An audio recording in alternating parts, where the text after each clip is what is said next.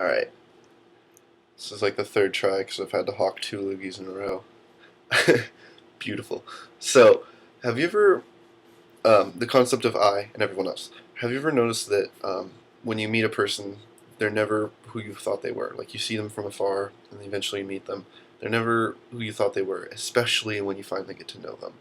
Almost, I mean, every time for me, every person I've met, they've, of course they fit within certain bounds. They're not an open serial killer, or like something like that, something crazy. They don't worship shoes, but they're still not who I thought they were, and that happens pretty much every single time.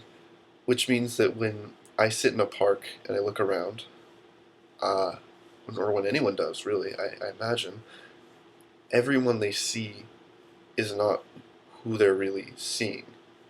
They see everyone differently than who they are, who the person actually is.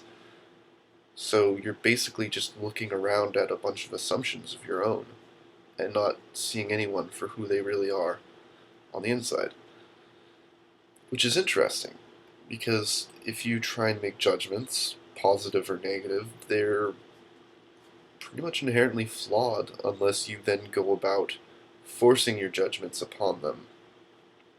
Um, which most people do, actually. I mean, I'm probably no different. I will go about continuing to think people are the way I assumed they were just for the sake of having my reality. On a similar vein, when you think of yourself, you tend to think of yourself in a rather short term, or I do at least. Like I feel this, and I can within the next 4 hours easily feel the opposite. Easily, that can easily happen, and has happened many times, many times. So what that means is that when I say the word I'm not actually talking about who I really am. I'm not actually seeing myself for who I really am. Similar to the way I wouldn't see others for who they really are when I talk about them or when I just witness them briefly. And I may get to know them better as I get to know myself better, but nevertheless, I will always surprise myself, and others will always surprise me, and therefore I will never actually know or see anyone as who they really are. Which is fine. I mean, it makes total sense. You would have to be clairvoyant, or, no, not clairvoyant, sorry, omnipotent, in order to witness an individual's entire being, especially in one moment, because it's impossible to see something from every perspective at the same time.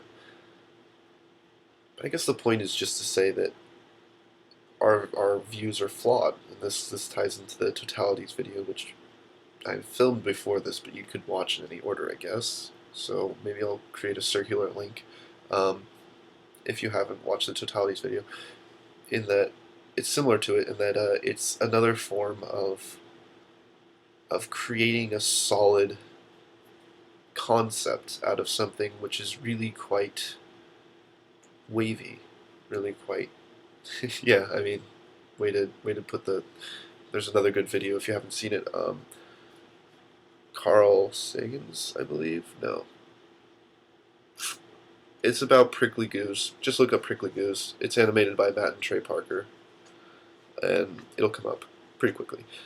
So that's the whole idea, though, is that you don't really ever know yourself, and you don't really ever know others. And in some sense, that means that everything you think exists is really, yes, it does, but your perception of it is false. So, for instance, if you think, and I like to use this theme because it's just one of the most abrasive fallacies. If you think your neighbor who's having, um, your neighbor John Wayne Gacy, who has these awesome barbecues, he's an interesting guy. You think he's kind of a funny figure, decent guy, you know, and it ends up he's a murderer, a serial killer. That's a classic example of, was he really a good guy? You saw him as a good guy, but was he really that? Was that real? Was your perception of him real? I mean, most people would say no. If you thought he was a good guy, you can't argue that he's a good guy still, because it's not real. And similarly, as anything else, it's really just it's an extent. It's a gradation of how real your perception is. It's never going to be really real. You'll never achieve reality. It's impossible. It'll always be a perception. It'll always be filtered and skewed and distorted. And you can get closer, and you can get further away, and that's the beauty of that's the beautiful thing.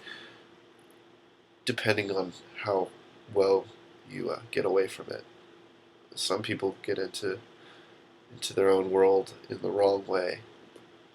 Too much ego, I would say. But you can get into your own world and enjoy magical, unrealistic thoughts just because you can. As long as you come back to reality, or try to achieve it to some degree. Otherwise, it makes you reality is I think the I'll have to make another video for this. The point is that you or John Wayne Gacy, the cool neighbor, didn't exist. He never actually existed because he was secretly, not even that secretly, a murderer. Last podcast, look up Last Podcast on the Left if you want to learn some stuff about this serial killer. They're fascinating. Serial killers they're not good people, but they're fucking amazing. They're so crazy. It's weird. It makes you wonder. Really, really, a lot of thinking to be done in that field. But John Wayne Gacy, the cool neighbor, he never existed. He never was a cool neighbor because that whole time he was murdering people and throwing them in his basement. Similarly, Joe across the field, the prep, because he's dressed like a prep, he doesn't exist because secretly he's just doing it ironically, and he's a heroin junkie, something like that. And you, whoever you think you are, do not exist, because secretly you, like all other people, are incapable of witnessing your entire being, and also probably lie to yourself about who you are, which is common because it's really not that fun to accept that we aren't who we want to be, a lot of us. It happens. It's really hard to achieve the full extent of your dreams, especially with an oppressive structure built overhead, glass ceilings and such. It happens, and I'm sorry for everyone who has to live through that, including myself.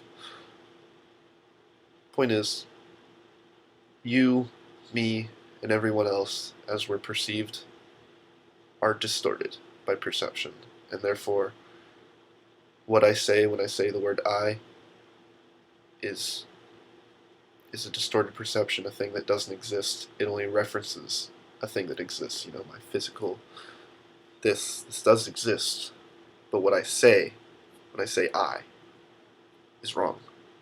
And you can tell because sometimes I'll say one thing and sometimes I'll say another. And I'll say that both of them are what I believe.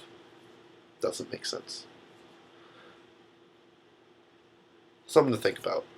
It really helps, like if you're getting too full of yourself or too serious, to be like, in all reality, no clue who I am or who anyone else is. Thanks for watching.